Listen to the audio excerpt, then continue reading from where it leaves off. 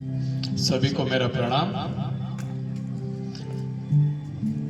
कि इस अफसोस के साथ ना जागे, कि इस अफसोस के साथ ना जागे कि हम कल कुछ नहीं कर पाए या कल क्या नहीं कर पाए, बल्कि इस सोच के साथ जागे कि हम आज क्या कर सकते हैं। गौतम बुद्ध भगवान की एक छोटी सी कहानी जो हमें आज में जीना सिखाएगी, जो आपके जीवन में काफी अच्छा परिवर्तन लाएगी। एक छोटी सी कहानी है। गौतम बुद्ध भगवान मठ में अपने शिष्यों के साथ रहते थे।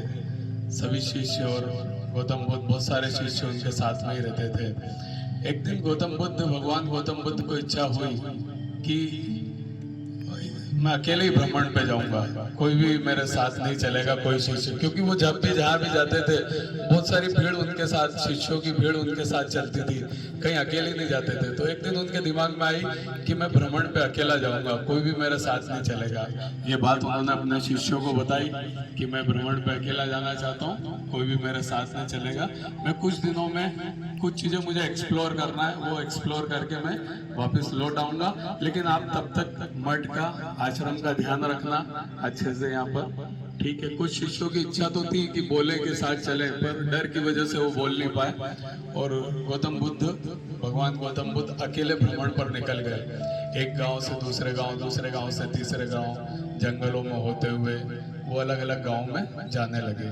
और फिर किसी गांव में, एक गांव में वो हर घर में जा रहे थे, भिक्षा भी ले रहे थे। वो एक भिक्षु की बात ही वो निकले, ताकि कुछ लोग उनको पहचान पा रहे थे, कुछ लोग नहीं पहचान पा रहे थे। एक भिक्षु के वस्त्र के साथ जो लोग पहचान पा रहे थे वो उन्हें प्रणाम कर रहे थे, उनसे ज्ञान ले रहे थे। जो नहीं पहचान पा रहे थे वैसे ही तो वो घर घर जाके वो भिक्षा मांग रहे थे। एक गांव में एक घर से दूसरे घर, एक घर से काफी आवाज आ रही थी। एक व्यक्ति शराब पी के अपने घर वालों से काफी लड़ाई झगड़े कर रहा था, बहुत जोरों से आवाज आ रही थी, बहुत झगड़े की। वो भिक्षा मांगते मांगते उस घर पे पहुंचे जहाँ पर वो शराबी चिल्ला रहा था। शराबी ने भिक्षु को देखा, वो भगवान गौतम बुद्ध को देखा और उन पे भी बिफर पड़ा, अपने घर का सारा गुस्सा भी उन पे निकाल दिया। बहुत सारे अपशब्द कहे, बहुत सारी गालियां दी। भगवान बुद्ध सब सुनते रहे और सुनने के बाद जैसे ही उसकी बात खत्म हुई वो मुस्कुरा दिए और अपने आगे बढ़ गए। ठीक है, वहां से गौतम बुद्ध चले जाते हैं। जब शराबी का नशा उतर जाता है तो उसी गली में रहने वाले एक बुजुर्ग व्यक्ति उनके पास आते हैं और बोलते हैं, आज तुमने अच्छा नहीं किया।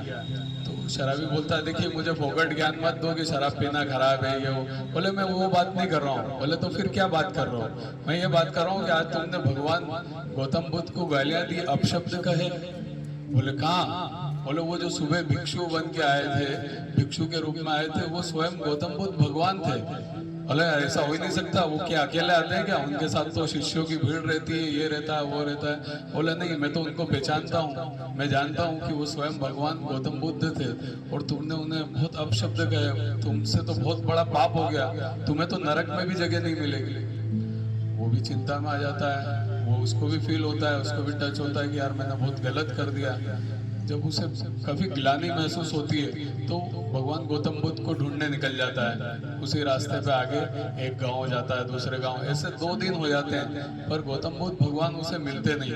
फिर भी वो ढूंढता रहता है। एक जगह देखता है तो पेड़ के नीचे गौतम बुद्ध भगवान तपस्या कर रहे होते हैं।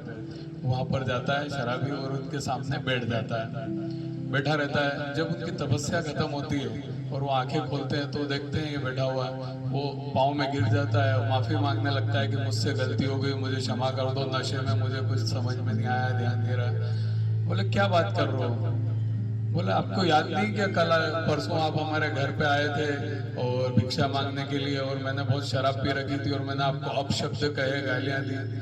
बोले नहीं, मुझे कुछ भी याद नहीं।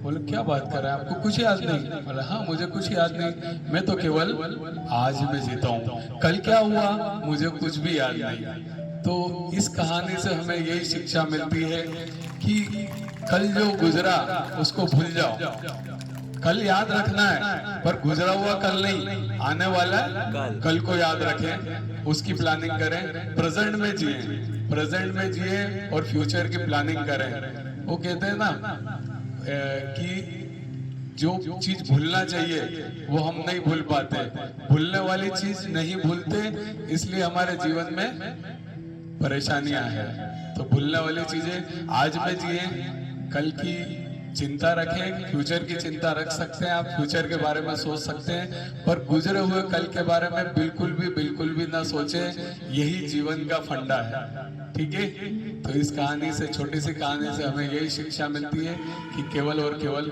हमें आज में जीना है।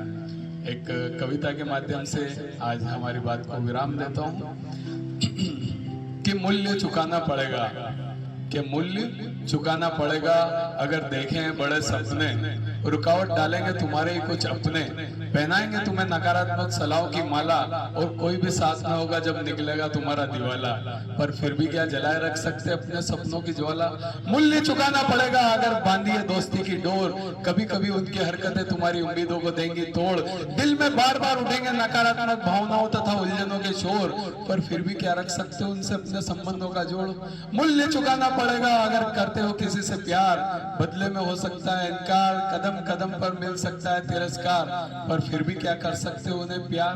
मूल्य चुकाना पड़ेगा अगर बने रहना चाहते हो नेक इंसान, पग पग पर देना पड़ेंगे नेकी के इम्तिहान, परिस्थितियां मजबूर कर देगी बनने को शैतान, पर फिर भी क्या बने रह सकते हो एक अच्छे इंसान। पर इन सब के लिए मूल्य तो चुकाना पड़ेगा। सभी को बहुत बहुत धन्यवाद, साधुवाद। अगले प्रयोग में प्रवेश करेंगे, कृपया सभी लोग अपने स्थान पर खड़े हो जाएं।